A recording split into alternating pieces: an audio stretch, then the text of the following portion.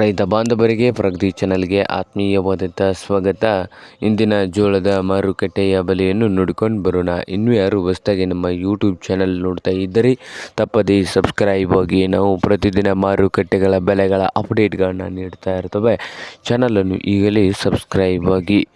ಇಂದು ಜೋಳದ ಬೆಲೆ ನೋಡೋದಾದರೆ ವಿಜಯಪುರದಲ್ಲಿ ಒಂದು ಕ್ವಿಂಟಲ್ಗೆ 3,000ದಿಂದ 3,200 ರೂಪಾಯಿವರೆಗೆ ಒಂದು ಕ್ವಿಂಟಲ್ ಜೋಳದ ಬೆಲೆಯನ್ನು ಹೊಂದಿದೆ.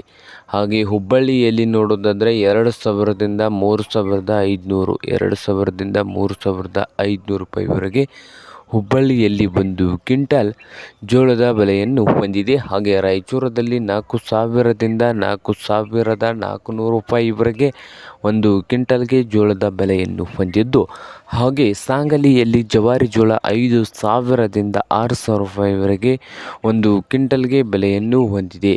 ಹಾಗೆ ದಾವಣಗೆರೆಯಲ್ಲಿ ನೋಡುವುದಾದರೆ 2,000ದಿಂದ 2,600 ರೂಪಾಯಿವರೆಗೆ ಒಂದು ಕ್ವಿಂಟಲ್ ಜೋಳದ ಬೆಲೆಯನ್ನು ಹೊಂದಿದ್ದು, ಕಲಬುರಗಿಯಲ್ಲಿ 3,000ದಿಂದ 5,000 ರೂಪಾಯಿವರೆಗೆ ಒಂದು ಕ್ವಿಂಟಲ್ ಜೋಳದ ಬೆಲೆಯನ್ನು ಹೊಂದಿದೆ. ನೋಡಿ ರೈತ ಬಾಂಧವರೇ.